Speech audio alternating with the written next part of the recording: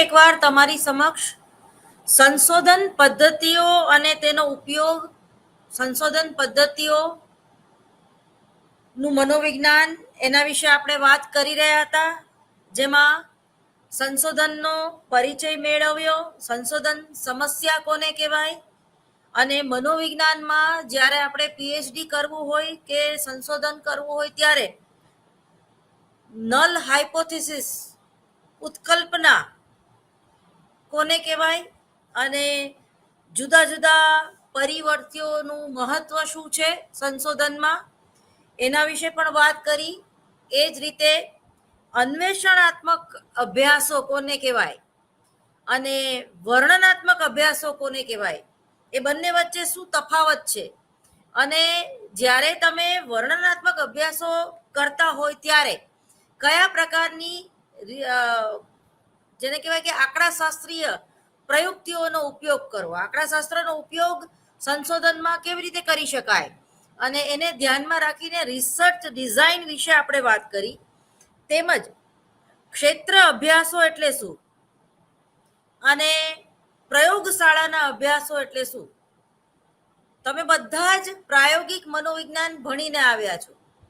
કદાચ ઇગ્નો સેન્ટરમાં પ્રાયોગિક મનોવિજ્ઞાનની થિયરી તમને ભણાવવા આવે, પણ પ્રેક્ટિકલ પણ એટલા જ જરૂરી હોય છે જે મનોવિજ્ઞાનની પ્રાયોગિક શાળાઓમાં શક્ય છે. એ લેબમાં તમારે એ પ્રેક્ટિકલ કરવા પડે. તો એ જે પ્રયોગો છે એને આપણે પ્રાયોગિક મનોવિજ્ઞાન તરીકે ઓળખીએ છીએ, અથવા તો પ્રયોગશાળામાં યોજાતા પ્રયોગો એટલે કે પ્રાયોગિક અભ્યાસો, અને ક્ષેત્ર અભ્યાસો એટલે કે ટૂંકમાં આઉટડોર, ટૂંકમાં જે કંઈ પ્રકૃતિને ધ્યાનમાં રાખીને, દાખલા તરીકે ગ્લોબલ વોર્મિંગ છે, તો ગ્લોબલ વોર્મિંગના હિસાબે કયા પ્રકારના ડિસીઝ જન્મ લે છે. બરાબર, આજે તમે રાજકોટમાં જુઓ તો ઓન પેપર ઉપર સોશિયલ મીડિયામાં એવું આવે છે કે 90 લોકો કોલેરાગ્રસ્ત છે.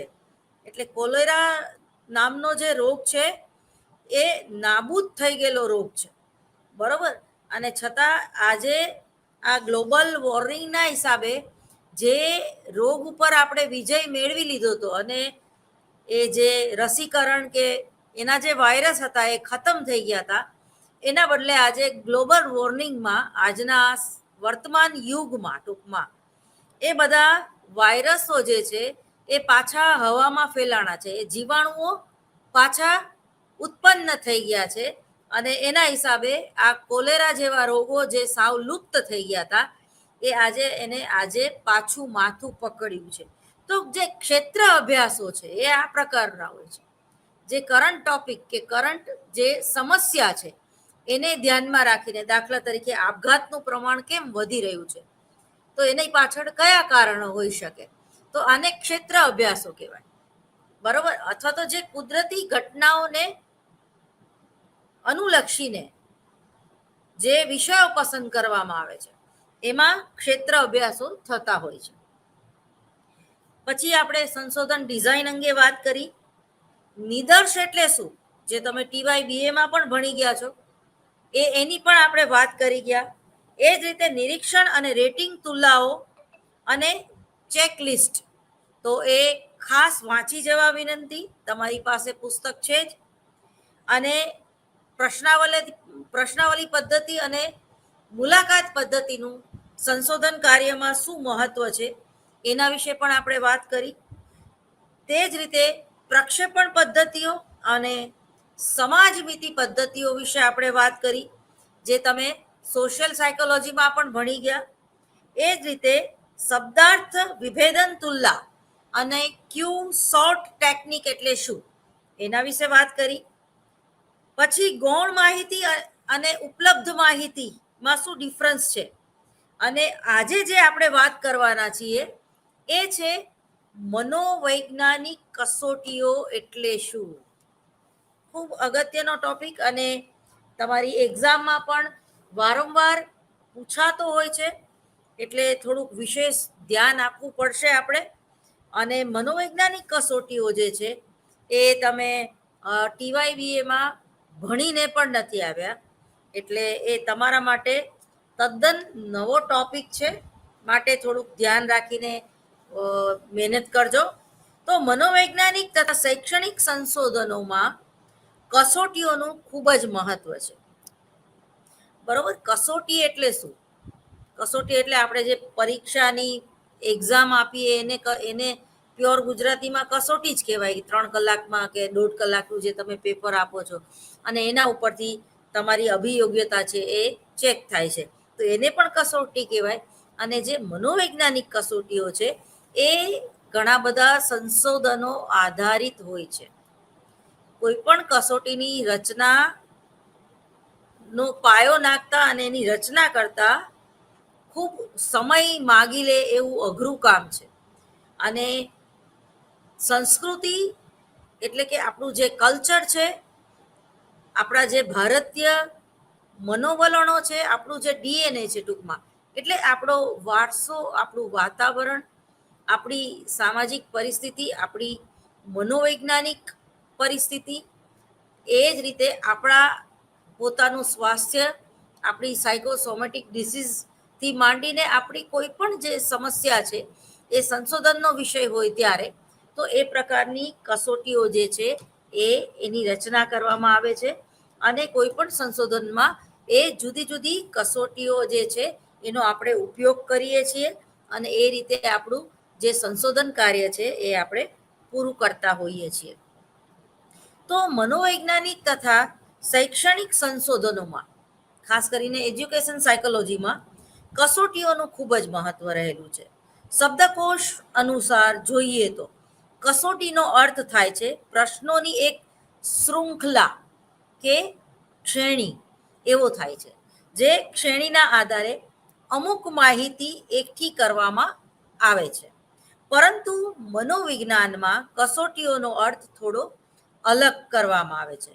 મનોવૈજ્ઞાનિકોનું કહેવું છે કે મનોવૈજ્ઞાનિક કસોટી એક એવી પ્રામાણિક પ્રક્રિયા છે જેના આધારે વ્યક્તિના એક કે એકથી વધુ મનોવૈજ્ઞાનિક ગુણો કે લક્ષણોનું ગુણાત્મક રીતે અથવા તો પરિણામાત્મક રીતે અમુક શાબ્દિક કે અશાબ્દિક પ્રતિક્રિયાઓના માધ્યમથી માપન થાય છે. બરોબર, તેનાથી સ્પષ્ટ થાય છે કે મનોવૈજ્ઞાનિક કસોટીઓનો ઉદ્દેશ્ય બે કે તેથી વધુ વ્યક્તિઓની કોઈ એક મનોવૈજ્ઞાનિક લક્ષણના આધારે તુલના કરવામાં આવતી હોય છે, અથવા તો એક જ વ્યક્તિ કે બેથી વધુ લક્ષણોની તુલના કરવામાં આવે છે. એટલે જ મેં તમને શરૂઆતમાં પણ કીધું હતું કે મનોવિજ્ઞાનના દરેક જે અભ્યાસો છે કે મનોવિજ્ઞાનનું જે કંઈ સંશોધન છે એ હંમેશા તુલનાત્મક હોય છે, કમ્પેરિઝન સ્ટડી હોય છે. અમુક માનસિક પ્રક્રિયા, લક્ષણો કે વિશેષતાઓનું ગુણાત્મક મૂલ્યાંકન કરવા માટે અથવા તો પરિણામાત્મક રીતે કઈ રીતે માપી શકાય અને ઉદ્દીપકોનું સંગઠન અનુક્રમ જ એક મનોવૈજ્ઞાનિક કસોટી છે. એમ બીને ઈસવીસન 1953માં આ વાત કરી. બીજી જે વ્યાખ્યા છે એ ફ્રીમેને આપેલી છે. એ કહે છે કે મનોવૈજ્ઞાનિક કસોટીઓ એક પ્રામાણિક સાધન છે. બરોબર, કેવું સાધન છે? પ્રમાણિત સાધન છે, જેની મદદથી શાબ્દિક કે અશાબ્દિક પ્રતિક્રિયાઓ અથવા તો અન્ય વર્તનની મદદથી સંપૂર્ણ વ્યક્તિત્વના એક કે એકથી વધુ પાસાઓને વસ્તુલક્ષી રીતે માપી શકાય છે.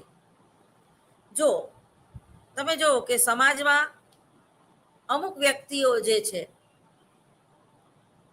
એ એવી હોય છે કે પ્રાણ જાય પણ વચન ન જાય, ટૂંકમાં. એટલે એ જે બોલે છે એ 100% સત્ય જ છે, આપણે એવું માનીએ છીએ. એ કારણ કે એના વ્યક્તિત્વના લક્ષણો એવા છે, એની પર્સનાલિટી એવી છે અને એના ગુણ એવા છે કે એટલો બધો એ વિશ્વસનીય અને યથાર્થ વ્યક્તિ હોય છે કે એ જે કંઈ આપણને માહિતી આપે એ માહિતી આપણે 100% સાચી જ છે એવું માની લઈએ.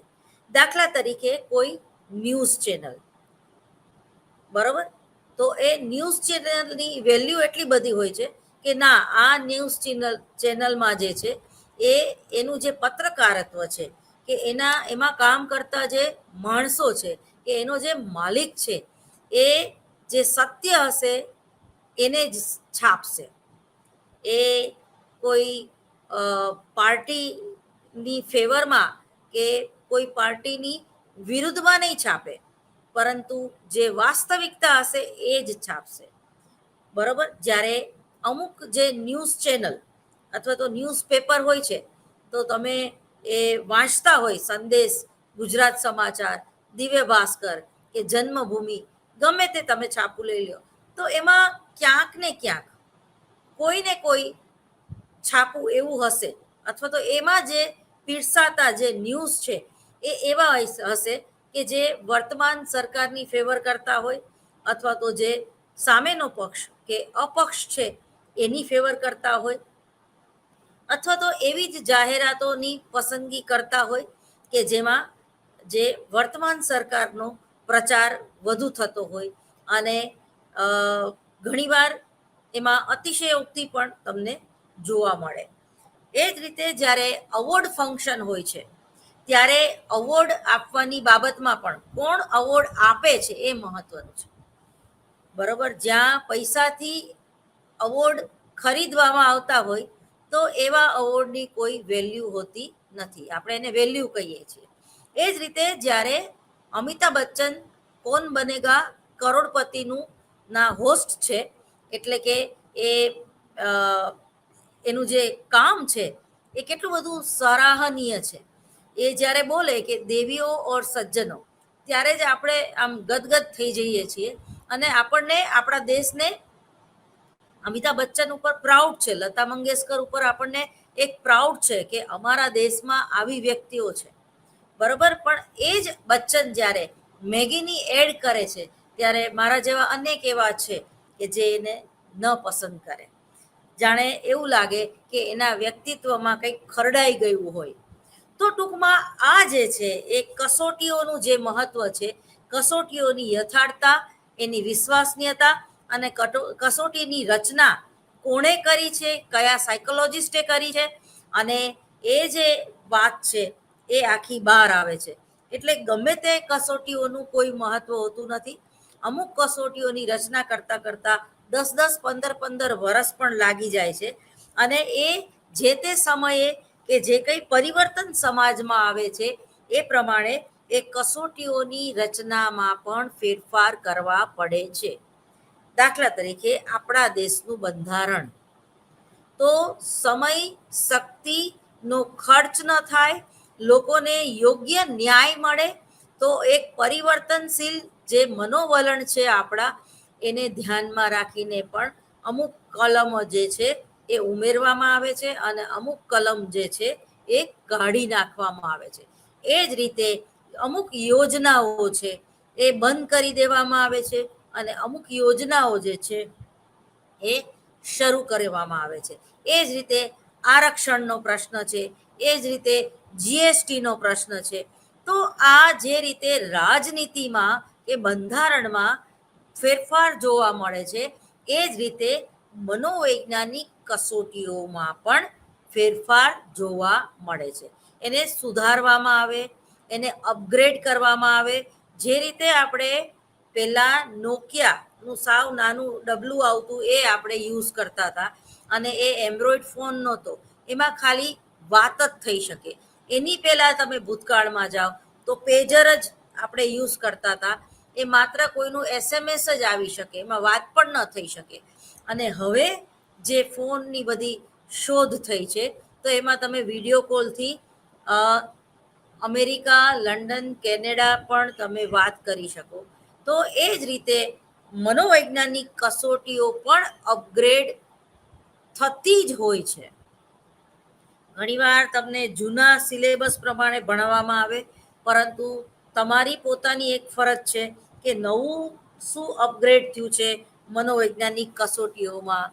મનોવૈજ્ઞાનિક કસોટીઓ નો ઉપયોગ કયા ફિલ્ડમાં વધારે થઈ રહ્યો છે, બરોબર. અને મનોવૈજ્ઞાનિક કસોટીઓ કોઈ પણ આર્ટિસ્ટને લગતી હોઈ શકે, કોઈ પણ ઓટીટી પ્લેટફોર્મને અનુલક્ષીને હોઈ શકે, બેંકના કર્મચારીઓને ધ્યાનમાં રાખીને હોઈ શકે, નોકરી કરતી સ્ત્રીઓને ધ્યાનમાં રાખીને હોઈ શકે, કોઈ સમસ્યાને આપઘાત કે બળાત્કાર જેવા જે કરંટ ટોપિક છે એના ઉપર હોઈ શકે, રાજનીતિ ઉપર હોઈ શકે, બરોબર. શિક્ષકોનું વ્યક્તિત્વ કેવું હોવું જોઈએ તો એના ઉપર વ્યક્તિત્વ કસોટીઓ હોઈ શકે. તો મનોવૈજ્ઞાનિક કસોટીઓ એક વ્યવસ્થિત પ્રક્રિયા છે જેના દ્વારા વસ્તુલક્ષી અને પ્રમાણિત માપન થાય છે. આમ મનોવૈજ્ઞાનિક કસોટીઓ એક વ્યવસ્થિત પ્રક્રિયા છે જેના દ્વારા બે કે બેથી વધુ વ્યક્તિઓના વર્તનનું તુલનાત્મક અધ્યયન કરવામાં આવે છે. દાખલા તરીકે આઈએનટી નાટ્ય સ્પર્ધા, તો તરત જ તમને એક જાણવાની એક જિજ્ઞાસા વૃત્તિ હોય કે આ વખતે જજ તરીકે આઈએનટી વાળા કોને નીમે છે, બરોબર. તો અમુક જજને જોઈને જ આપણે સમજી જઈએ છીએ કે આ વખતે ફલાણી કોલેજનો જ નંબર આવશે, અને અમુક જજને જોઈને આપણે સમજી જઈએ છીએ કે ના, બહુ તટસ્થ આ વખતે નિર્ણય હશે, આ વખતે કોઈની લાગવક નહીં ચાલે. તો જજ એટલે કે કસોટી કઈ તમે યુઝ કરો છો એના ઉપર આખું સંશોધન આધાર રાખે છે. એટલે કસોટીઓનું પ્રમાણીકરણ અને એની વિશ્વસનીયતા એ ખૂબ જરૂરી છે. હવે મનોવૈજ્ઞાનિક કસોટીઓના લક્ષણો, તો ટૂંકમાં સારી અને સાચી અને તટસ્થ કસોટીઓના લક્ષણો કેવા હોય તો કે છે કે મનોવૈજ્ઞાનિક કસોટીઓ એક પ્રામાણિક કસોટીઓ હોય છે જેમાં વિશ્વસનીયતા, યથાર્થતા અને સ્કોરિંગમાં વસ્તુલક્ષિતા, માનાંકો વગેરે ગુણો રહેલા છે. આથી જ બીને સાયમન નામના સાયકોલોજીસ્ટ જે છે એને 1953માં મનોવૈજ્ઞાનિક કસોટીઓને ઉદ્દીપકોનું એક સંગઠિત અનુક્રમ કહ્યું છે, બરાબર. ઓર્ગેનાઇઝેશનલ સોર્સિસ કહ્યું છે. મનોવૈજ્ઞાનિક કસોટીઓ દ્વારા બે કે તેથી વધુ વ્યક્તિઓની તુલના કોઈ એક લક્ષણ અથવા તો માનસિક પ્રક્રિયાઓના એક કે એકથી વધુ પાસાઓને આધારે કરવામાં આવે છે.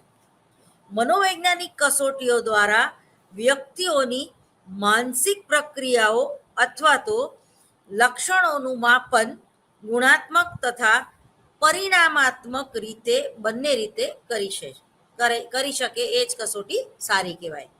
મનોવૈજ્ઞાનિક કસોટીઓ એક પ્રકારની વ્યવસ્થિત પ્રક્રિયા છે જેના દ્વારા માનવ વર્તનના નમૂનાઓનું માપન કરવામાં આવે છે.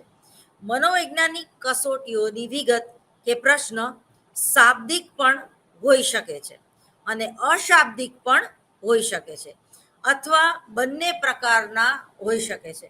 દાખલા તરીકે કોઈ કાઉન્સલર છે કે કોઈ સાયકોલોજીસ્ટ છે, એને ત્યાં કોઈ દર્દી આવ્યો તો એ પોતે ડિપ્રેશનમાં છે, એને પ્રશ્ન પૂછવાનો કોઈ મતલબ નથી, તો ત્યારે ઘણીવાર એની બોડી લેંગ્વેજ, એની જે હરકતો છે એ, અને એ જો ભયથી પીડાતો હોય તો ટૂંકમાં એના વર્તન ઉપરથી જ તમને ખ્યાલ આવી જાય છે કે આ ભયથી પીડાય છે અથવા તો એ ભય એટલે કે બીક નામના ફોબિયાથી પીડાય છે. કોઈ વ્યક્તિને એકદમ ઊંચી જગ્યાનો ભય હોય અને તમે એને જ્યારે ઉપર બેસવાનું કહો અથવા તો હિંચકા એ ખાઈ ન શકતી હોય, એને ચક્કર આવતા હોય, ઉલટી થતી હોય, તો ત્યારે તમે એને હિંચકા ખવડાવો તો તમારે એને પૂછવાની જરૂર નથી પડતી કે તમને હિંચકા ખાવાથી બીક લાગે છે અથવા તો ઉલટી થાય છે. એ બેસવાની એની સ્ટાઇલ ઉપરથી અથવા તો તમે એને જ્યારે 2-3 વાર કહો છો ત્યારે પરાણે એકવાર બેસે છે તો એ એના વર્તન ઉપરથી જ ખ્યાલ આવી જાય છે. તો એનું વર્તન નોંધ પદ્ધતિ, તો આની કાઉન્સલરે એક તકેદારી રાખવી પડે છે અને ઘણીવાર વ્યક્તિગત માહિતી પત્રકમાંથી એના ફાધર મધર હોય કે એના કોઈ સગાવાલા હોય કે એના કોઈ મિત્ર આગળથી પણ એના વિશે આપણે માહિતી એકત્રિત કરી શકતા હોઈએ છીએ.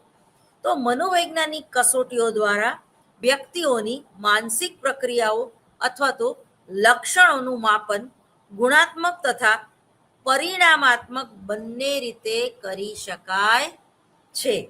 મનોવૈજ્ઞાનિક કસોટીઓ એક પ્રકારની વ્યવસ્થિત પ્રક્રિયા છે જેના દ્વારા માનવ વર્તનના નમૂનાઓનું માપન કરવામાં આવે છે. મનોવૈજ્ઞાનિક કસોટીઓ વિગતે કે પ્રશ્ન શાબ્દિક પણ હોઈ શકે અને અશાબ્દિક પણ હોઈ શકે છે. મનોવૈજ્ઞાનિક કસોટીઓનો ઉપયોગ એવી જ વ્યક્તિઓ કે લક્ષણોના માપન માટે કરવામાં આવે છે કે જે વ્યક્તિઓ માટે તેનું નિર્માણ કરવામાં આવ્યું હોય છે. દાખલા તરીકે જો કોઈ બુદ્ધિ કસોટીઓ ધોરણ 10ના વિદ્યાર્થીઓ માટે બનાવવામાં આવી છે તો તેનો ઉપયોગ ધોરણ 10ના વિદ્યાર્થીઓ માટે જ કરવો જોઈએ.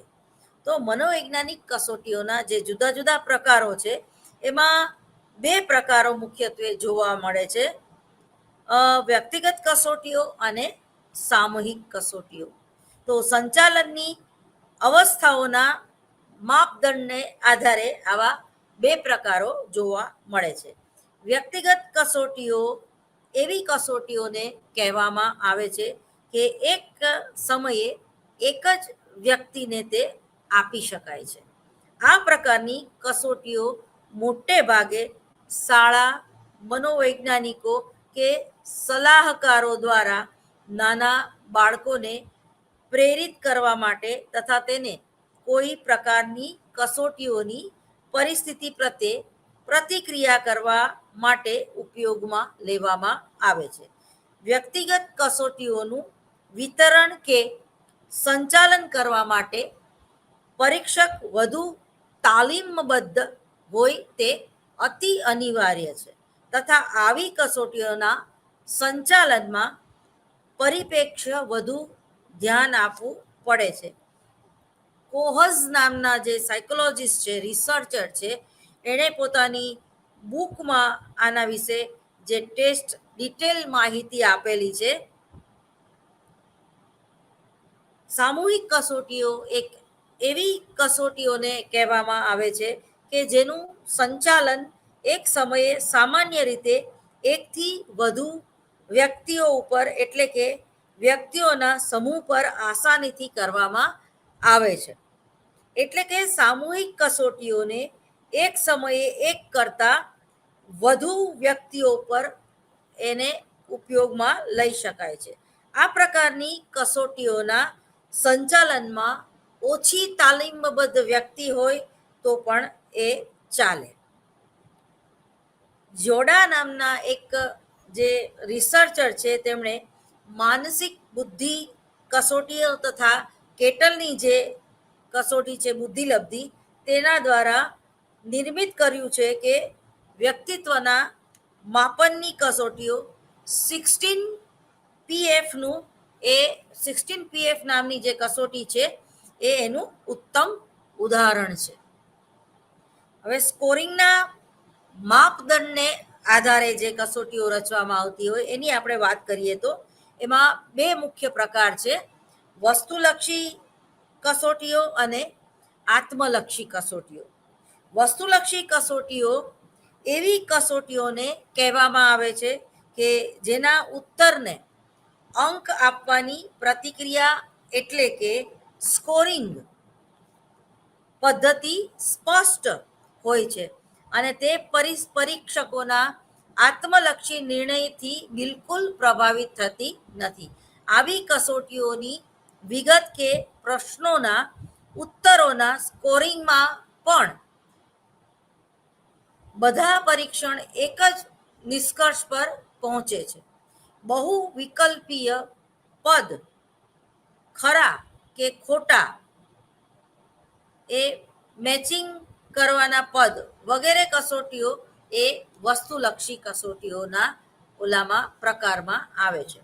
આત્મલક્ષી કસોટીઓ એવી કસોટીઓને કહેવામાં આવે છે કે જેની વિગતો કે પ્રશ્નોના ઉત્તરોની સ્કોરિંગ પદ્ધતિમાં પરીક્ષણો વચ્ચે ઘણી ભિન્નતા જોવા મળે છે.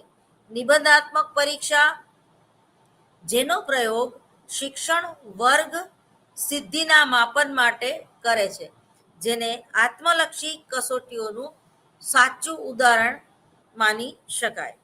એ જ રીતે પ્રતિક્રિયા આપવાનો જે સમય હોય છે એની સીમા અને એનો માપદંડ, એને આધારે કોઈ પણ વ્યક્તિના કે વ્યક્તિત્વ કેવું છે એના વિશે વાત કરવી. તો કસોટીઓની વિગતોની પ્રતિક્રિયા આપવાનો સમય સીમાના આધારે એમાં બે મુખ્ય પ્રકાર છે: શક્તિ કસોટીઓ અને ગતિ કસોટીઓ. શક્તિ કસોટીઓ એટલે એને પાવર ટેસ્ટ પણ કહી શકાય. એવી કસોટીઓ જેની બધી વિગતો કે પ્રશ્નોનો ઉત્તર આપવા માટે વિદ્યાર્થીને પર્યાપ્ત સમય આપવામાં આવે છે, એટલે કે સમયનું કોઈ બંધન હોતું નથી. આવી વિગતોની કઠિનતા સ્તર ભિન્ન ભિન્ન હોય છે, એટલે એક સરખું હોતું નથી. આ કસોટીઓનો ઉદ્દેશ્ય એ માપવાનો હોય છે કે વ્યક્તિને કોઈ વસ્તુ, તથ્ય, ઘટના વગેરે વિશે કેટલું જ્ઞાન છે, કેટલું નોલેજ છે. જીપીએસસી કે આઈએલ્સની એક્ઝામ તમે આપો તો આ પ્રકારની શક્તિ કસોટીઓને ધ્યાનમાં રાખીને એ પ્રકારના પ્રશ્નો હોય છે. એ પછી છે ગતિ કસોટીઓ. એવી કસોટીઓને કહેવામાં આવે કે જેને એક નિયમ સમય સીમા હોય છે. બરોબર, આઈએલ્સની એક્ઝામમાં એની વાયવામાં કોઈ સીમા નથી હોતી. તમારે લંડનના વિઝા મૂકવા હોય તો એ તમારા વિઝા માટે ઓનલાઈન જે તમારું ઇન્ટરવ્યુ કરવામાં આવે એ 15 મિનિટ પણ હોય, અડધી કલાક પણ હોય અને 2 કલાક પણ હોય. એને કોઈ સમયની પાબંદી નથી, તો એને શક્તિ કસોટીઓ કહેવામાં આવે છે. અને બીજું છે ગતિ કસોટીઓ. તો એને જે જ્યારે તમે લેખિત એક્ઝામ આપો છો તો 1.5 કલાકમાં પેપર લઈ લેવામાં આવે, 3 કલાકમાં પેપર લઈ લેવામાં આવે. જીપીએસસીના જે પ્રશ્નોના જવાબ છે એ તમારે અમુક સમયે સોલ્વ કરી દેવામાં કરવા જ પડે. બરોબર, પેપર છૂટી જાય તો ના ચાલે. તો આને ટૂંકમાં ગતિ કસોટીઓ કહેવામાં આવે છે. સમય સીમાની અંદર જ વ્યક્તિને બધી જ વિગતોના જવાબ આપવાના હોય છે. આવી કસોટીઓની વિગતો કે પ્રશ્નો આસાન હોય છે અને તેનું કઠિનતા સ્તર લગભગ સમાન જ હોય છે. આવી કસોટીઓનો મૂળ ઉદ્દેશ્ય એ જાણવાનો હોય છે કે કેટલી ઝડપથી વિદ્યાર્થી કોઈ કાર્ય કરી શકે છે. મોટા ભાગની ક્લિનિકલ સાયકોલોજીની જે બધી ટેસ્ટ હોય છે એ આ ગતિ કસોટીઓને ધ્યાનમાં રાખીને રચવામાં આવે છે. અને ખરેખર જોઈએ તો બહુ ઓછી કસોટીઓ જે છે એ પૂર્ણતઃ શક્તિ કસોટીઓ કે પૂર્ણતઃ ગતિ કસોટી હોય છે. બંનેનું કોમ્બિનેશન હોય છે. ટૂંકમાં એક જ કસોટી એક જ વિદ્યાર્થી માટે ગતિ કસોટીઓનું કામ કરે છે, જો તેના માટે તે પ્રશ્નો આસાન હોય તો. પરંતુ એ જ કસોટીઓ બીજા વિદ્યાર્થીઓ માટે જેને પ્રશ્નો અઘરા લાગે છે તો તેના માટે એ કસોટીઓ શક્તિ કસોટીઓ પણ હોઈ શકે. હવે આપણે એના પછીના ટોપિકની વાત કરીએ તો વિગતો કે પ્રશ્નોનું જે સ્વરૂપ છે અથવા એનું જે માપદંડ છે એ ખરેખર કેવું હોવું જોઈએ. તો એને 4 વિભાગમાં ડિવાઈડ કરવામાં આવે છે: શાબ્દિક કસોટીઓ, અશાબ્દિક કસોટીઓ, ક્રિયાત્મક કસોટીઓ તથા બિનભાષિત કસોટીઓ. બરોબર, શાબ્દિક કસોટીઓ એને વેરિયેબલ ટેસ્ટ કહેવામાં આવે છે. એવી કસોટીઓને કહેવામાં આવે છે કે જેમાં પ્રશ્નો તથા સૂચના અથવા તો નિદર્શને વ્યક્તિ પોતે વાંચે છે, જેમાં વાંચવા અને લખવાની જરૂરિયાત કે મહત્વ વધુ હોય છે. આ કસોટીઓના જે ઉદાહરણ છે એ વ્યક્તિના જવાબ પત્રો એ છે, એ એના ઉદાહરણ છે. અશાબ્દિક કસોટીઓ જેને નોન વેરિયેબલ ટેસ્ટ કહેવામાં આવે છે. એવી કસોટીઓને કહેવામાં આવે છે કે જેમાં શાબ્દિક કસોટીઓની તુલનાએ ભાષા ઉપર ઓછો ભાર મૂકવામાં આવે છે. આવી કસોટીઓના નિદર્શ કે સૂચનામાં તો ભાષાનો જ ઉપયોગ થતો હોય છે, પરંતુ વિગતો કે પ્રશ્નોમાં ભાષાનો પ્રયોગ થતો નથી. પ્રત્યેક વિગતમાં ચિત્રની મદદથી એક સમસ્યા દર્શાવવામાં આવે છે અને વ્યક્તિએ તેના ઉત્તર આપવામાં આવેલા ચિત્રોમાંથી એ શોધવાનું હોય છે. બરાબર. એટલે એ જે પ્રોબ્લેમ્સ છે એ ડ્રોઈંગ દ્વારા દર્શાવવામાં આવે છે અને એ અશાબ્દિક કસોટીઓનું ઉત્તમ ઉદાહરણ માનવામાં આવે છે. એ પછી આપણે વાત કરી ક્રિયાત્મક કસોટીઓનો. તો એવી કસોટીઓને કહેવામાં આવે છે કે જેમાં ભાષાનો પ્રયોગ નિદર્શ આપવા માટે થઈ શકે છે અથવા તો ચિત્ર, અભિનય તથા હાવભાવ દ્વારા, જેને માઇમ એક્ટિંગ કહેવામાં આવે છે. બરોબર. હાવભાવ દ્વારા નિદર્શ કરવામાં આવે છે, જેમાં કોઈ ડાયલોગ હોતો નથી. એ એક્ટિંગ કરીને બોડી લેંગ્વેજ દ્વારા જ એ જે કંઈ સમસ્યા છે કે જે કંઈ નાટકનું બીજ છે કે જે કંઈ સ્ટોરી છે એ દર્શાવવામાં આવે છે. તો એને માઇમ એક્ટિંગ કહી શકાય. એ માઇમ એક્ટિંગ ઉપરથી જ એ વ્યક્તિ શું કહેવા માંગે છે અને શા માટે કહી રહી છે તો એનો એક અંદાજ મળે છે. નિદર્શ આપવામાં આવે છે ત્યારે ભાષાનો પ્રયોગ નથી થઈ શકતો. એક કમલ હસનનું એક પિક્ચર છે પુષ્પક. એ પુષ્પક જે મૂવી છે એ 3 કલાકનું મૂવી છે અને એમાં ખાલી મ્યુઝિકનો જ ઉપયોગ કરવામાં આવ્યો છે. કોઈ એક ડાયલોગ કે કોઈ એક શબ્દ પણ નથી બોલતું. બરોબર. તો એ પિક્ચર જુઓ તો તમને ખ્યાલ આવશે. પરંતુ તેની વિગતોમાં ભાષાઓનો પ્રયોગ બિલકુલ નથી. બરોબર. ખાલી મ્યુઝિક, અને કદાચ આ કસોટીઓમાં તો મ્યુઝિક પણ ના હોય, તો ખાલી એ માઇમ એક્ટિંગ દ્વારા વાત આખી કહેવામાં આવે છે. વ્યક્તિની સામે અમુક વસ્તુઓ વાસ્તવિક રીતે નહીં પરંતુ ચિત્રના રૂપમાં રજૂ કરવામાં આવતી હોય છે, જેમાં હસ્તપ્રયોજન કરીને તેનો ઉત્તર શોધવાનો હોય છે. હવે બિનભાષિત કસોટીઓ એટલે કે નોન લેંગ્વેજ ટેસ્ટ એવી કસોટીઓને કહેવામાં આવે છે કે જેમાં ભાષાનો પ્રયોગ ન તો વિગતોમાં અને ન તો નિદર્શમાં આપવામાં આવે છે. વ્યક્તિએ માત્ર સંકેત આપીને પ્રત્યેક વિગતનો સાચો ઉત્તર આપવાનો હોય છે, એટલે બોડી લેંગ્વેજ દ્વારા, ઈશારા દ્વારા. આ રીતે આવી કસોટીઓ ભાષાના બંધનથી સંપૂર્ણ મુક્ત હોય છે. ઘણીવાર કોઈ વ્યક્તિ મૂંગી હોય, બેરી હોય, તો આ કસોટીઓનો ઉપયોગ કરી શકાય. એના પછીની વાત કરીએ આપણે પ્રમાણીકરણના માપદંડને આધારે. તેમાં શિક્ષક નિર્મિત કસોટીઓ અને પ્રામાણિક કસોટીઓ. શિક્ષક નિર્મિત જે કસોટીઓ છે એને ટીચર્સ માઇન્ડ ટેસ્ટ કહેવામાં આવે છે. એવી કસોટીઓ કે જેનો ઉપયોગ શિક્ષકો દ્વારા વર્ગખંડમાં વિદ્યાર્થીઓના કર્તૃત્વની ચકાસણી કરવામાં થાય છે. આવી કસોટીઓ દ્વારા સામાન્ય રીતે શિક્ષક એક વર્ગમાં ભણતા બધા વિદ્યાર્થીઓના કર્તૃત્વની પરસ્પર તુલના કરતો હોય છે અને આવી કસોટીઓના સંચાલન તથા સ્કોરિંગની રીતે સ્વયં શિક્ષક જ નક્કી કરે છે કે સામાન્ય રીતે આવી કસોટીઓના કોઈ ધોરણો તૈયાર કરવામાં નથી આવતા, પરંતુ ઘણી વખત એવું જોવામાં આવે છે કે વર્ગમાં જ ઉપયોગમાં લેવા માટે શિક્ષક પોતે જ આવી કસોટીઓના કામચલાઉ ધોરણો તૈયાર કરે છે. તો પ્રમાણિત કસોટીઓ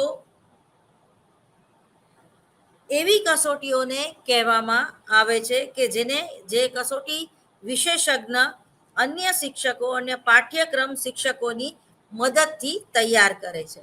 અને આવી કસોટીઓના સંચાલન તથા સ્કોરિંગની રીત નિશ્ચિત અને વસ્તુલક્ષી હોય છે, તથા તેના જે ધોરણો કે માનાંકો હોય છે તેના પરિણામે આવી કસોટીઓના પ્રયોગો બધા પ્રકારના વિદ્યાર્થીઓ ઉપર આસાનીથી કરી શકાય છે. હવે ઉદ્દેશ્યના માપદંડને આધારે જોઈએ તો બુદ્ધિ કસોટીઓ, અભિયોગ્યતા કસોટીઓ, વ્યક્તિગત કસોટીઓ અને સિદ્ધિ કસોટીઓ. ફરીવાર પરીક્ષામાં પૂછાય છે બુદ્ધિ કસોટીઓ, અભિયોગ્યતા કસોટીઓ, વ્યક્તિત્વ કસોટીઓ અને સિદ્ધિ કસોટીઓ. તો આ જે 4 પ્રકાર છે તો એના માપદંડને આધારે 4 પ્રકાર જોવા મળે છે. તો બુદ્ધિ કસોટીઓ એટલે કે ઇન્ટેલિજન્સી ટેસ્ટ એવી કસોટીઓને કહેવામાં આવે છે કે જેનો ઉદ્દેશ્ય વ્યક્તિઓની બુદ્ધિ માપવાનો હોય છે. બુદ્ધિ કસોટીઓ શાબ્દિક, અશાબ્દિક, ક્રિયાત્મક, બિનભાષિત વગેરે હોઈ શકે છે. અભિયોગ્યતા કસોટીઓ એવી કસોટીઓને કહેવામાં આવે છે કે જેનો ઉદ્દેશ્ય વિદ્યાર્થીઓની અભિયોગ્યતા એટલે કે એપ્ટિટ્યૂડ ટેસ્ટ માપવાની હોય છે. અભિયોગ્યતા એટલે કે કોઈ વિશેષ ક્ષેત્ર માટે વ્યક્તિની અંદર છુપાયેલી આંતરિક શક્તિ, જેના દ્વારા વ્યક્તિઓની 7 પ્રકારની અભિયોગ્યતાઓનું માપન થાય છે. અને આ પ્રકારની કસોટીઓનું એક ઉદાહરણ એ વ્યક્તિત્વ કસોટી કે એવી કસોટીઓને કહેવામાં આવે છે જેના દ્વારા વ્યક્તિઓના વ્યક્તિત્વ લક્ષણો, સમાયોજન, અભિરુચિ, મૂલ્ય વગેરેનું માપન કરી શકાય છે. હવે જે ઉત્તમ કસોટીઓ હોય છે એટલે કે વિશિષ્ટ કસોટી હોય છે, સારામાં સારી કસોટી હોય છે, એના લક્ષણો કયા કયા? તો સૌથી પહેલું તો એનું જે લક્ષણ છે એ છે વ્યવહારિક માપદંડ. બરાબર, જેને આપણે પ્રેક્ટિકલ વ્યવહારમાં એનો ઉપયોગ કરી શકીએ. ટૂંકમાં વ્યવહારિક માપદંડમાં કસોટીઓની અનેક વિશેષતાઓ કે લક્ષણોને ધ્યાનમાં રાખવામાં આવે છે.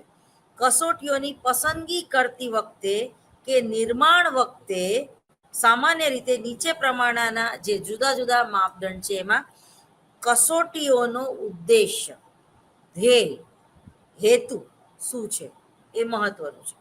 બરાબર, તો સંશોધકે એવી કસોટીઓની પસંદગી કરવી જોઈએ કે જેના સંશોધન ઉદ્દેશ્યને પરિપૂર્ણ કરી શકે.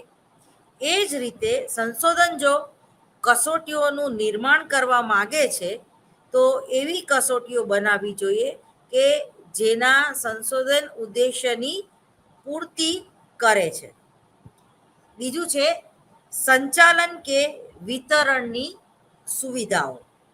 કસોટી એવી હોવી જોઈએ કે જેને સંશોધનના નમૂનાને સરળતાથી આપી શકાય. તેની સૂચના કે નિદર્શ સ્કોરિંગ વખતે સ્પષ્ટ હોવા જોઈએ. અને કસોટીના પ્રશ્નો તથા કસોટીનો દેખાવ એવો હોવો જોઈએ કે કસોટીને ભરનાર જે વ્યક્તિ જે છે કે સંચાલન કરનાર વ્યક્તિ છે એ કોઈ પ્રકારની મુશ્કેલી ન અનુભવે અને એને એનો કંટાળો ન આવે. એના પછી છે સર્વ માન્યતા. કસોટી બનાવતી વખતે કે તેની પસંદગી કરતી વખતે જે તે સમયે એ ધ્યાન રાખવું જોઈએ કે કસોટી કે જે એનો નમૂનો કે સેમ્પલ છે એ કેવું છે. તો એને પાયલોટ સર્વે કહેવામાં આવે છે, જેથી કરીને એ કસોટીનો ઉપયોગ કરશું તો કયા પ્રકારનું પરિણામ પ્રાપ્ત થશે, તો એ તમે એક નમૂનો કે સેમ્પલ લઈને પણ એ કસોટીનું ટેસ્ટ પણ કરી શકો છો. એ પછી છે કસોટીની કિંમત. કિંમત બે રીતે, એક તો માર્કેટમાં એ કસોટીની વેલ્યુ શું છે, વેલ્યુ, અને બીજી કિંમત જે છે એ આર્થિક રીતે તમને પરવડે છે કે નહીં, અને સમયની મર્યાદા કેટલી છે, સમય કેટલો ફાળવી શકીએ એમ છીએ. તો કસોટી એવી બનાવવી જોઈએ કે પસંદ કરવી જોઈએ કે જેમાં અધિક નાણાંનો વ્યય ન થાય. એ જ રીતે કસોટી એવી હોવી જોઈએ કે તેના સંચાલન અને સ્કોરિંગ વખતે ઓછામાં ઓછો સમય અને ખર્ચ થાય. એવી કસોટીઓમાં ઓછા ખર્ચ લાગે કે જેમાં જે તૈયાર મટીરિયલ હોય કે કોઈ ઓછી ભણેલી વ્યક્તિને પણ તમે એ કામ સોંપો તો એનું સ્કોરિંગ કરી શકે, અથવા તો કોમ્પ્યુટર દ્વારા પણ એ કામ ઝડપથી તમે કરી શકો. એવા સોફ્ટવેર પણ તૈયાર આવે છે, બરોબર, કસોટીઓનું પેલું જેને કહેવાય કે એનાલિસિસ કરવા માટે.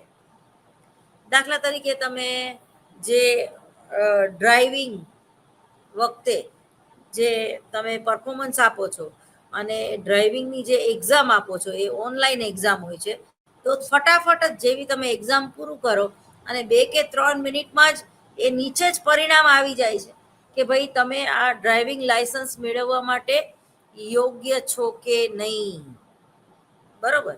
એ તમે જ્યારે પ્રશ્નનો જવાબ સિલેક્ટ કરો છો ત્યારે જ એ સ્કોરિંગ થતું જતું હોય છે. એના પછી છે પ્રતિનિધિત્વ.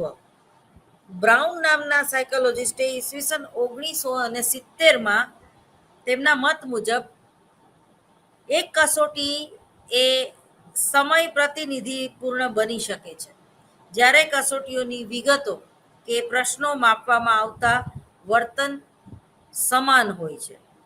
એ પછી છે ટેકનિકલ માપદંડ, બરોબર, આ ખૂબ મહત્વનું છે.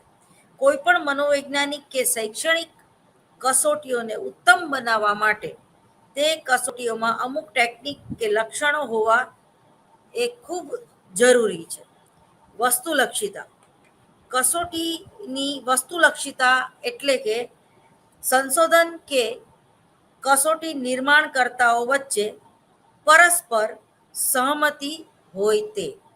જ્યારે કસોટીઓમાં વસ્તુલક્ષિતા હોય તો કસોટી નિર્માણકર્તાની પોતાની ઈચ્છા, પૂર્વગ્રહ, પક્ષપાત વગેરેની અસર કસોટી નિર્માણ પર પડતી નથી.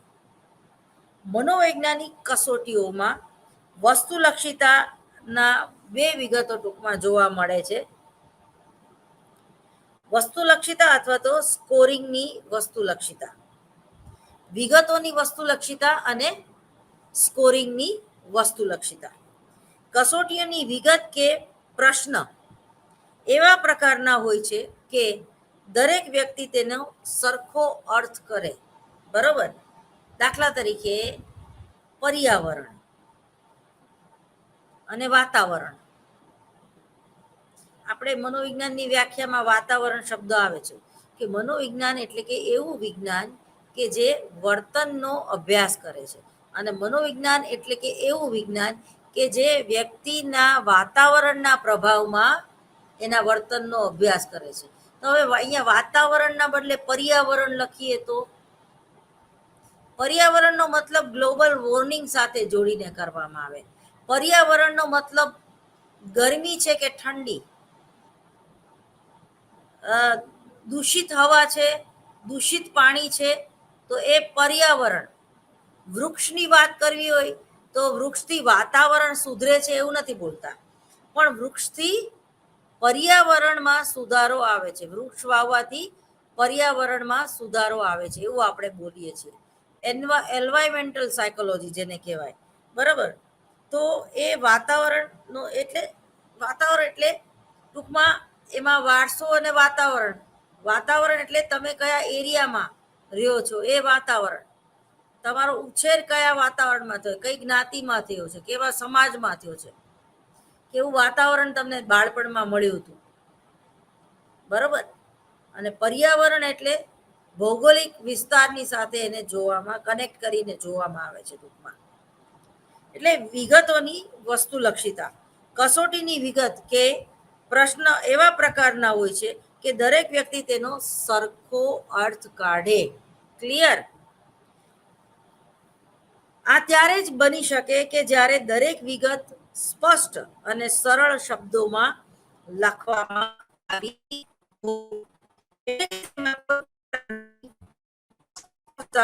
ન હોય. એટલું જ નહીં, વિગતોની સંપૂર્ણ વસ્તુલક્ષિતા માટે કસોટી નિર્માણ આ વિગતોનું વિગત વિશ્લેષણ પણ કરે છે. હવે તમને એક ઉદાહરણ આપું કે તમને પ્રશ્નમાં એવું પૂછાણું હોય કે તમારા અંકલને તમે કેટલું રિસ્પેક્ટ કરો છો, તો અંકલ કોને કહેવાય? કાકાને કહેવાય, મામાને કહેવાય, પડોશીમાં કોઈ રહેતા વ્યક્તિને કહેવાય કે? તો અંકલ એ ક્લિયર નથી, એ શબ્દ યુઝ ના કરવો જોઈએ. પણ કાકા કાકી, મામા મામી, દાદા, નણંદ, ભોજાઈ, તો આ બધા શબ્દોથી આપણે પરિચિત છીએ, બરોબર. તમે તમારા નણંદને કેટલું રિસ્પેક્ટ કરો છો, બરોબર. તો એ ક્લિયર થાય કે નણંદ, નણંદ શબ્દ છે એમ. પણ તમે આંટી એમ લખો, અંકલ એમ લખો, અથવા તો યંગર સિસ્ટર એમ લખો કે હસબન્ડની સિસ્ટર, તો એ હજી ક્લિયર થાય.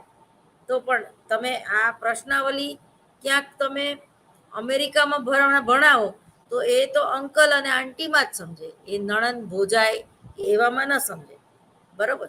તો ત્યાં ક્લિયર કરવું પડે કે તમારા હસબન્ડની સિસ્ટર એમ. તો ટૂંકમાં એટલું પર્ટિક્યુલર ટૂંકમાં હોવું જોઈએ વિગતો વિશે. વિગત વિશ્લેષણ એક એવી આંકડાકીય વિધિ છે કે જેની મદદથી એવી વિગતો જે યોગ્ય નથી તથા જે ઉદ્દેશ્ય પૂર્તિ નથી કરી શકતી તેવી વિગતોને દૂર કરવામાં આવે છે. આવા પ્રશ્નને જ કાઢી નાખવામાં આવે છે ઘણીવાર. અને માત્ર એવી જ વિગતોની પસંદગી કરવામાં આવે છે કે જે યોગ્ય છે અને કસોટીના ઉદ્દેશ્યની પરિપૂર્તિ કરી શકવા માટે એ જે પ્રશ્ન છે એ વિશ્વસનીય અને યથાર્થ છે. હવે સ્કોરિંગની વસ્તુલક્ષિતા, ઓબ્જેક્ટિવ ઓફ સ્કોરિંગ, વિગતોનું સ્કોરિંગ એ રીતે કરવાનું કે કસોટી નિર્માણ કરતા કે સંશોધનના પોતાના પૂર્વગ્રહ કે તેનો પ્રભાવ ન પડે. સ્કોરિંગમાં વસ્તુલક્ષિતા જળવાઈ રહે એટલા માટે કસોટી નિર્માણ કરતા પ્રત્યેક વિગત માટે એક નિશ્ચિત ઉત્તર તૈયાર કરે છે અને એની સાથે જ ઉત્તર આપવાથી એક નિશ્ચિત અંક કે +1 કે +2 વગેરે પ્રાપ્ત થાય છે. એ જ રીતે નિશ્ચિત ઉત્તરની જગ્યાએ કોઈ બીજો ખોટો ઉત્તર આપવાથી 0 અથવા તો -1 અથવા તો -2 એવો અંક પ્રાપ્ત થાય છે. આ પ્રકારની જોગવાઈ કરવાથી સ્કોરિંગ સંપૂર્ણ રીતે વસ્તુલક્ષી બની જાય છે અને કસોટી નિર્માણ કરતાના પૂર્વગ્રહની અસર સ્કોરિંગ પર પડતી નથી. એના પછીનો જે ટોપિક છે એ છે વિશ્વસનીયતા. કોઈ પણ ઉત્તર મનોવૈજ્ઞાનિક કસોટીઓની એક વિશેષતા તેની વિશ્વસનીયતા છે, બરાબર. વિશ્વસનીયતા એટલે કસોટીનો સહસંબંધ, બરાબર, સેલ્ફ કોરિલેશન. કસોટીઓમાં સહસંબંધ હોવાથી પ્રાપ્તાંકોની સુસંગતતા વધુ હશે અને ત્યારે કસોટીની વિશ્વસનીયતા વધુ હશે. વિશ્વસનીયતાના મુખ્ય 2 પાસાઓ જોવા મળે છે: સામાયિક વિશ્વસનીયતા અથવા તો આંતરિક સુસંગતતા. Internal correlation. જ્યારે કોઈ કસોટીઓ એક જ નમૂનાઓને એટલે કે નિદર્શન કે 2 વખત આપવામાં આવે અને સુસંગત પરિણામ આવે, તો આવી પરિસ્થિતિમાં કસોટીના પ્રાપ્તાંકોમાં સામયિક સ્થિરતા વધુ હોય છે અને તેની વિશ્વસનીયતા પણ વધુ જોવા મળે છે. એ જ રીતે જ્યારે કોઈ કસોટીઓને કોઈ નમૂનાઓને એકવાર આપવામાં આવે છે અને તેની બધી વિગતો દ્વારા સુસંગત પરિણામ પ્રાપ્ત થાય છે, તો આ પ્રકારની પરિણામોમાં આંતરિક સુસંગતતા વધુ હોય છે અને તેની વિશ્વસનીયતા પણ વધુ જોવા મળે છે. આમ સ્પષ્ટ થાય છે કે કસોટીઓની વિશ્વસનીયતા એક એવું લક્ષણ છે કે જેમાં કસોટી પ્રાપ્તાંકોની સામયિક સ્થિરતા તથા આંતરિક સુસંગતતા બંને રહેલા હોય છે. કસોટીઓની વિશ્વસનીયતાને સહસંબંધ આંકમાં રજૂ કરવામાં આવે છે. આ સહસંબંધ આંક જેટલો અધિક હોય છે તેટલો એ પ્રાપ્તાંક એ વધારે વિશ્વસનીય હોય છે. એટલે એ તમે ભણી ગયા છો કે 0, 92% વગેરે. તો આમ પ્રાપ્તાંકોની વિશ્વસનીયતા જેટલી વધારે એટલી એ કસોટીની વિશ્વસનીયતા વધારે જોવા મળે છે. એના પછી છે યથાર્થતા. કસોટીઓની યથાર્થતા એટલે શું? એટલે વેલિડિટી, વેલ્યુ. યથાર્થતા એ મનોવૈજ્ઞાનિક કસોટીઓની એક મુખ્ય અપેક્ષિત વિશેષતા છે. જ્યારે કોઈ મનોવૈજ્ઞાનિક કસોટીઓ બિલકુલ એક જ લક્ષણ કે ક્ષમતાને સારી રીતે માપે, જેને માપવા માટે તેને બતાવવામાં આવી હોય, ત્યારે કસોટીઓના આ વિશેષતાને યથાર્થતાની સંજ્ઞા આપવામાં આવે છે. એનાસ્ટિસ નામના જે સાયકોલોજીસ્ટ સંશોધક હતા, ઈસવીસન 1966માં એમણે કસોટીઓની વિશ્વસનીયતા વિશે વાત કરેલી અને કસોટીની યથાર્થતાની પણ વાત કરેલી, જેમાં કસોટીઓની યથાર્થતાનો સંબંધ એ બાબત સાથે હોય છે કે કસોટીઓ શું માપે છે અને કેટલું સ્પષ્ટ રીતે માપે છે. જેને માપવા માટે કસોટી બનાવવામાં આવે છે. જ્યારે કોઈ પણ કસોટીને એક બાહ્ય માપદંડ સાથે સહસંબંધ સ્થાપવામાં આવતો હોય છે, ત્યારે પ્રાપ્ત સહસંબંધ આંક જેટલો અધિક હોય છે એટલી કસોટીઓને એટલી વધુ યથાર્થ માનવામાં આવે છે. જ્યારે કોઈ કસોટીઓમાં યથાર્થતા વધુ હોય તો તેને એક ઉત્તમ મનોવૈજ્ઞાનિક કસોટીઓ તરીકે સ્થાપિત કરવામાં આવે છે. એના પછી આપણે વાત કરીએ માનાંકો.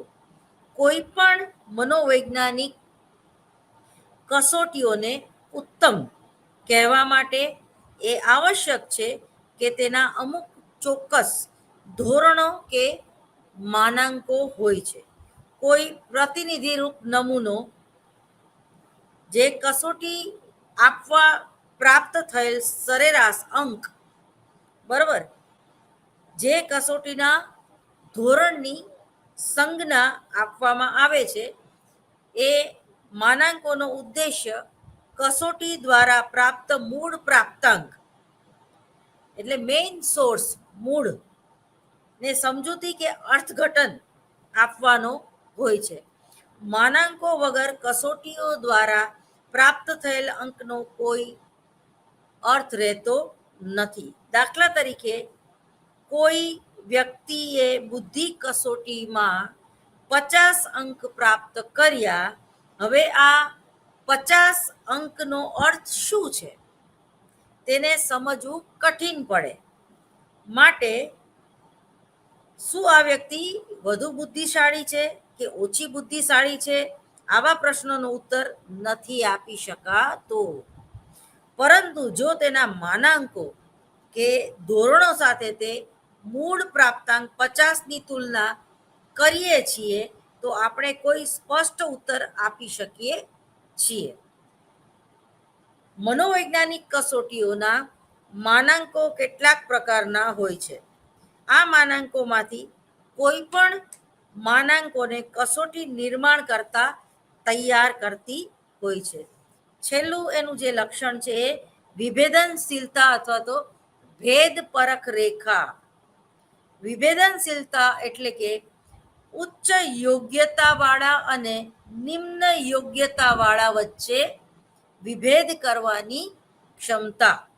એક કસોટીઓમાં ત્યારે વિભેદીકરણના જે લક્ષણો જોવા મળે છે જ્યારે તે કોઈ કાર્ય કે પરિણામમાં રહેલા અંતરને સ્પષ્ટ બતાવી શકે છે.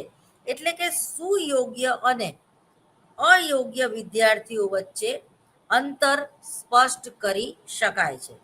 તેના માટે જરૂરી કે કસોટીઓમાં દરેક પ્રકારની વિગત કે પ્રશ્નો હોય. અમુક વિગતો એવી હોવી જોઈએ કે જેના સાચા જવાબો માત્ર ઉચ્ચ શ્રેણીના વિદ્યાર્થીઓ જ માપી શકે. અમુક વિગતો એવી હોવી જોઈએ કે જેના સાચા જવાબો મધ્યમ શ્રેણીના ઉચ્ચ શ્રેણીના વિદ્યાર્થીઓ જ માપી શકે. તો તમે જો ઘણીવાર પરીક્ષામાં પ્રશ્ન જે પૂછાતા હોય તો એના અથવામાં પૂછાતું હોય તો તમે કયો પ્રશ્નનો જવાબ લખવાનું પસંદ કરશો તો એના ઉપરથી પણ તમારો એક અંદાજ આવે છે કે આ વિદ્યાર્થીઓ જે છે એ ગોખણિયું જ્ઞાન ધરાવે છે. દાખલા તરીકે હેલ્થ સાયકોલોજીમાં તમને પ્રશ્ન એકમાં એવું પૂછવામાં આવે કે સ્વાસ્થ્ય મનોવિજ્ઞાન એટલે શું, એનો ઇતિહાસ સ્પષ્ટ કરો. હવે એના અથવામાં એવું પૂછવામાં આવે કે શરીર તંત્રો એટલે શું અને રુધિરાભિસરણ તંત્ર વિશે વિસ્તૃત માહિતી આપો.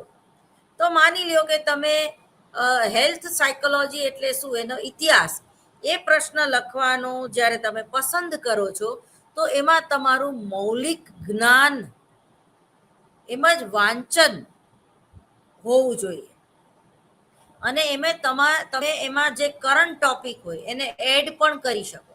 દાખલા તરીકે ઇતિહાસમાં ક્ષય કે કોલેરા રોગ તો કરંટ ટોપિકમાં તમે જે 2019થી 2021 સુધી આપણે જે કોરોનાનો ભોગ બન્યા અને કેટલા લોકોએ પોતાની જાન ગુમાવી, મૃત્યુ પામ્યા, તો એનો પણ તમે ઉલ્લેખ કરી શકો ને.